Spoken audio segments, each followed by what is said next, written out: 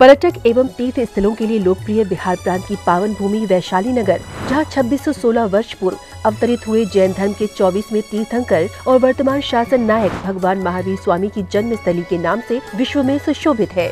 इस तीर्थ पर अनेक प्राचीन जैन मंदिर स्थित है, जिस कारण ये तीर्थ संपूर्ण जैन समाज की आस्था का प्रमुख केंद्र माना जाता है। क्षेत्र पर यात्रियों के लिए भोजन एवं आवास की समुचित व्यवस्थाएं हैं। तीर्थ क्षेत्र के दर्शन कर अपने जीवन को सार्थक करें। बिहार के पटना से वैशाली की दूरी महज 70 किलोमीटर है, जहां बड़ी ही आसानी के साथ देश के कोने कोने से भक्त पहुंचकर प्रभु दर्शन का लाभ प्राप्त करते हैं। आप भी ऐसे अति प्राचीन तीर्थ का दर्शन वंदन कर स्वयं को धन्य करें।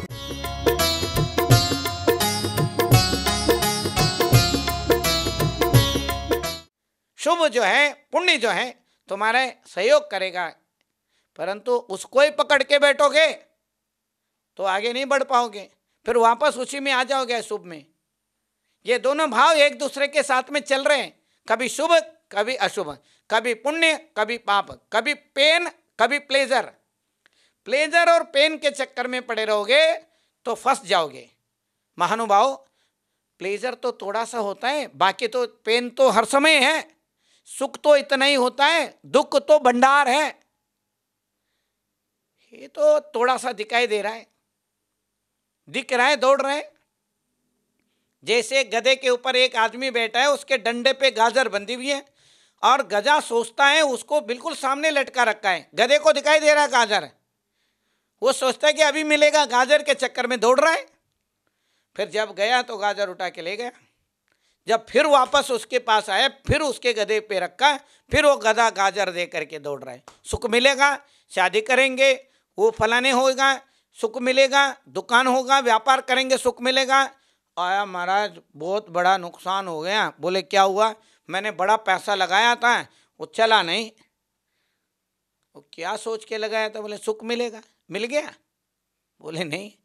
शादी के बाद सुख मिलेगा। मिल गया? बोले नहीं। बच्चे होने के बाद मिल गया? बोले नहीं। मतलब ये तो गधे का गाजर हो गया। सुख तो दिखाई दे रहा है, तुम यहाँ सुख वहाँ। अरे सुख तो अपने अंदर है, मिलने के लिए कहाँ गया है? तुम सोचो, आनंद सोच, थोड़ा सोचो, क्या सोच के देखो। सोच ही गलत है,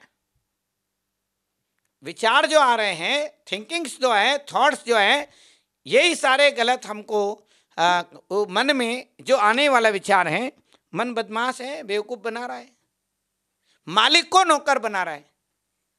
थोड़ा शांति से बैठ के सोचो। दुख संदोह भागित्वम, ये जितने भी वस्तुएं हैं जो हमको यहाँ मिला है, जो मिला है, जन्म के बाद में क्या मिला है बताओ? सारे चीजें जन्म के बाद ही मिला है। और मरने के बाद क्या क्या ले जाएंगे यहाँ से? अरे जो यहाँ से लिया यहीं छोड़ के जाना है। किसी के घर में आप मेहमान हो, बन के आए हो, तो मेहमान कोई सामान लेके जाएगा? बोले नहीं जाएगा। अगर वही बुद्धि होगी तो दुखी नहीं होंगे। ये आत्मा मेहमान है, ये अतिथि है, ये गेस्ट है। गेस्ट बन के रहोगे, बेस्ट होगा। Guest is best. गेस्ट जो है ना वो बेस्ट है। महानुभाव, जैसे कैशियर जो है बैंक में कैश गिनता है और कैशियर के माँ बोल रहे हैं मेरा बेटा जो है करोड़ों में खेल रहा है। अरे तुम्हारे बेटा करोड़ों में खेल रहा है, क्या काम करता है? बोले वो तो बैंक में कैशियर है। अम्मा वो खेल नहीं रहा है, वो तो उनके नौकर है, वो गिन करके दे रहा है, उनका नहीं है पैसा। बोले कुछ भी हो, खेल तो रहा है। चलो उसी से पूछते, भाई साहब आप कितना पैसे रोजाना गिनते हो, कैसे लग रहा है? अरे भाई साहब रहने दो, गिन गिन के मैं तो अब सोच रहा हूँ कब छोड़ूं ये सारा काम जो है। और जिस दिन उसको पैसा मिल जाता है, तनख्वाह जो मिल जाता है, उस दिन बड़ा खुश रहता है। वो उसको अपना समझ रहा है, जो गिन रहा है उसका अपना नहीं समझ रहे हैं। आप यदि कैशियर के तरह रहोगे तो बहुत लाभ में रहोगे, क्योंकि पैसा आना है जाना है, सारे चीज़ें मिलने हैं ख़त्म होने। खाना खाओगे ख़त्म होने, खाया पिया बह गया। तो कहने का मतलब ये है कि जितने भी वस्तुएं हैं ये सारे वस्तुएं आने जाने हैं, आना जाना लगा हुआ है। तेजाम्यन्नम, आप या तो इनको छोड़ो या ये आपको छोड़ेंगे। बुद्धिमान आदमी सोच समझ करके त्याग कर देता है और मूर्ख आदमी पकड़ के रखता है, छोड़ना नहीं चाहता है और उसको छूट जाता है, उसके हाथ से छूट जाते हैं। शांति रखो, आनंद का अनुभव करो, बुद्धि में निर्मलता लाओ, तो उससे आनंद मिलेगा और यही जो है सुख का कारण है। दुख संदोह भागित्वम संयोगात इह देहिनाम, संसारी प्राणियों के संयोग के वजह से दुख हो रहा है।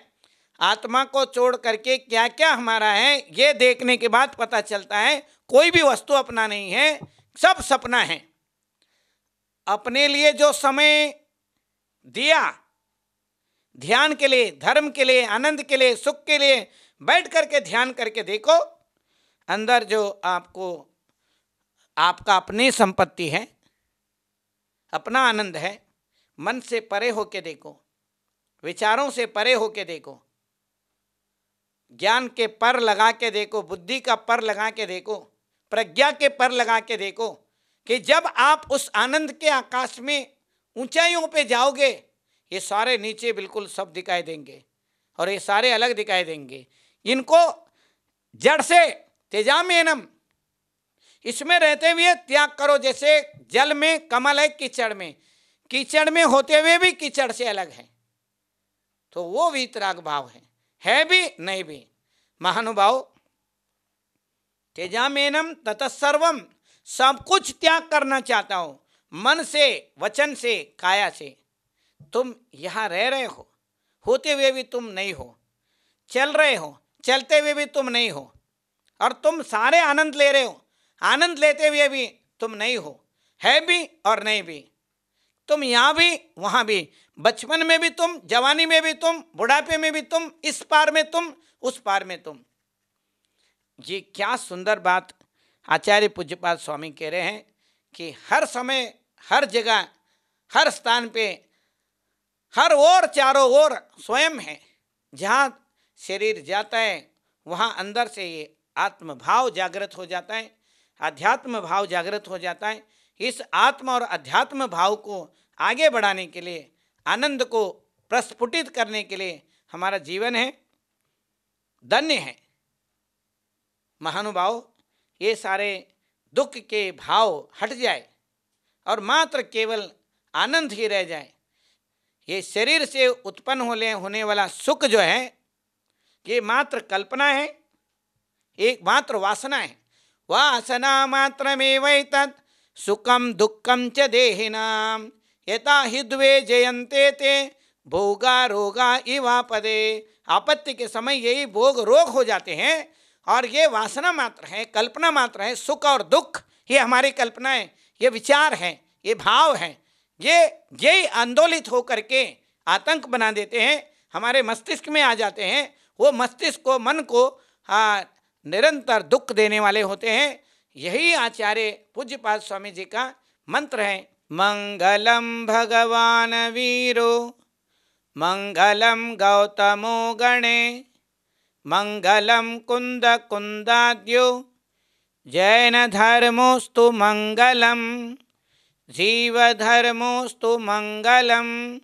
महानुभावों, आचार्य पूज्यपाद स्वामी ने मन शुद्धि के लिए समाधि तंत्र, इष्टोपदेश और वचन शुद्धि के लिए जैनेन्द्र व्याकरण और काय शुद्धि के लिए आयुर्वेद ग्रंथ की रचनाएं, बहुत समृद्ध एक शास्त्रों का एक पूरा आचार्य पूज्यपाद स्वामी का देन है जैन समाज को, जैन धर्म के लिए। और आचार्य उमा स्वामी द्वारा विरचित तत्वार सूत्र के ऊपर आचार्य पूज्यपाद स्वामी जी के एक विशद वृत्ति है, वो सर्वार्थ सिद्धि और लक्षण ग्रंथों का और पूज्यपाद का जो लक्षण है, जैसे चेतना लक्षणों जीवा। इस प्रकार जो पदार्थों के, वस्तुओं के, शब्दों के, हर चीज़ों के बारे में जो लक्षण इन्होंने बताया है उसका कोई मुकाबला नहीं। प्रमाण अकलंक देव के और द्विसंधान कवि के जो काव्य हैं वो उसका कोई सानी नहीं है।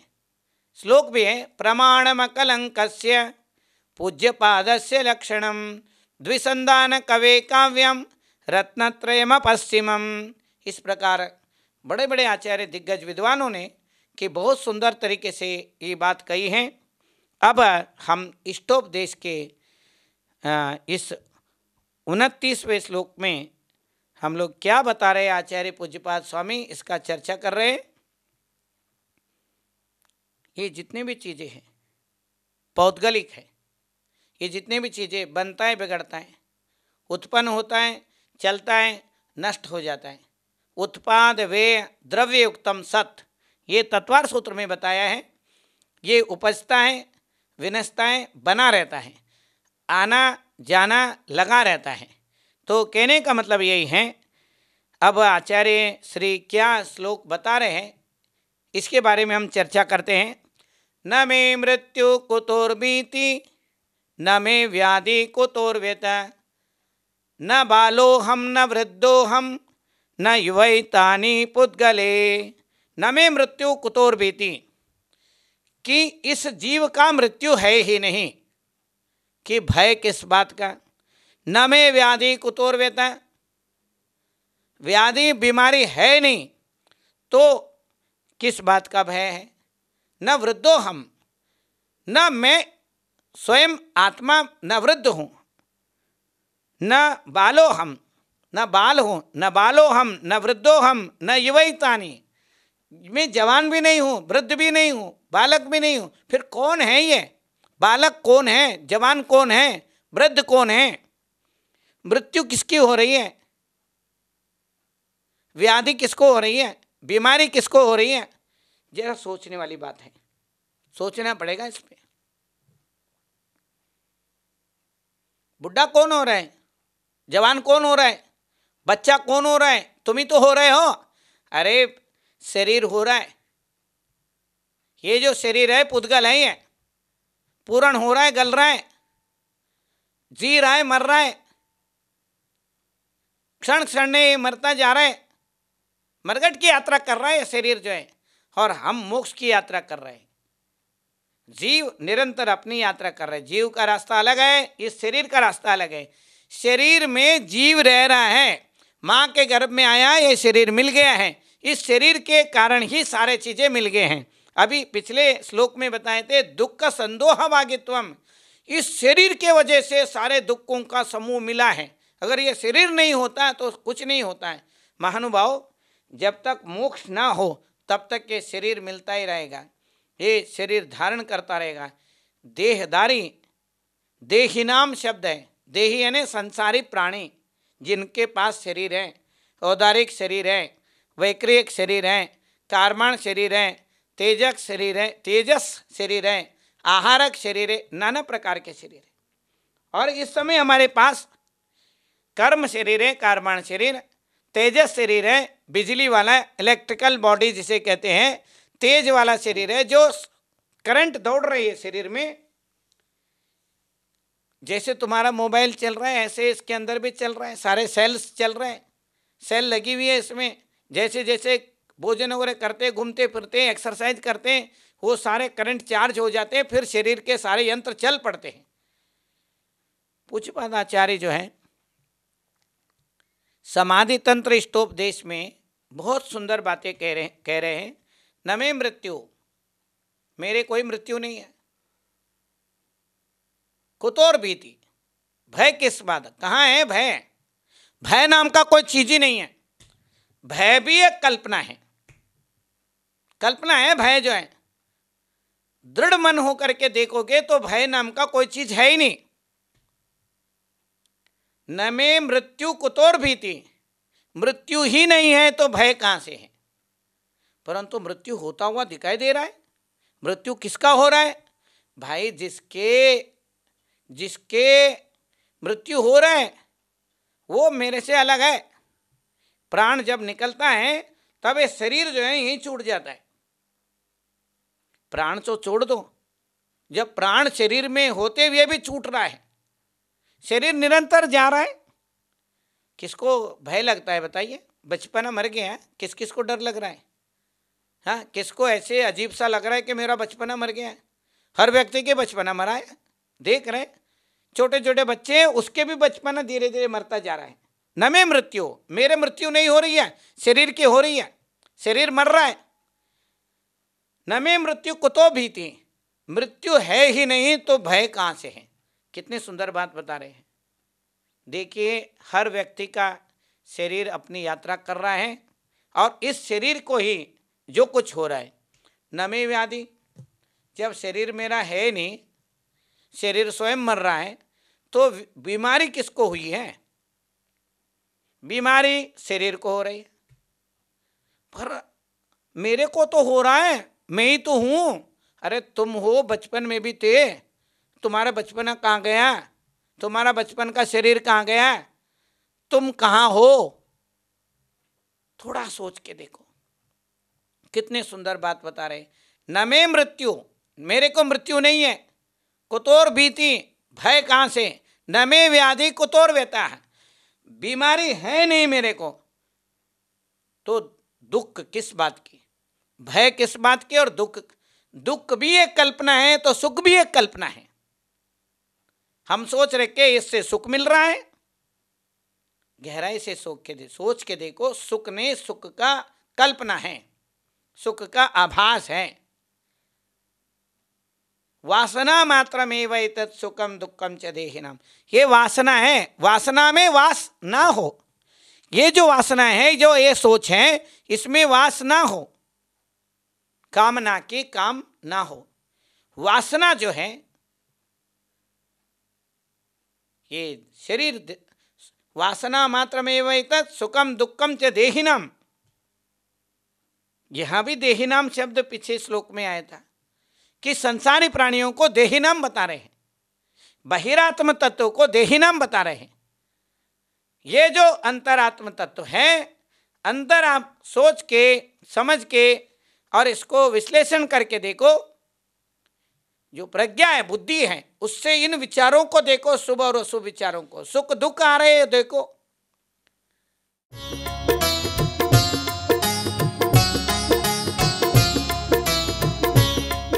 पर्यटक एवं तीर्थ स्थलों के लिए लोकप्रिय बिहार प्रांत की पावन भूमि वैशाली नगर, जहां 2616 वर्ष पूर्व अवतरित हुए जैन धर्म के 24वें तीर्थंकर और वर्तमान शासन नायक भगवान महावीर स्वामी की जन्मस्थली के नाम से विश्व में सुशोभित है। इस तीर्थ पर अनेक प्राचीन जैन मंदिर स्थित है, जिस कारण ये तीर्थ संपूर्ण जैन समाज की आस्था का प्रमुख केंद्र माना जाता है। क्षेत्र पर यात्रियों के लिए भोजन एवं आवास की समुचित व्यवस्थाएं हैं। तीर्थ क्षेत्र के दर्शन कर अपने जीवन को सार्थक करें। बिहार के पटना से वैशाली की दूरी महज 70 किलोमीटर है, जहां बड़ी ही आसानी के साथ देश के कोने कोने से भक्त पहुंचकर प्रभु दर्शन का लाभ प्राप्त करते हैं। आप भी ऐसे अति प्राचीन तीर्थ का दर्शन वंदन कर स्वयं को धन्य करें।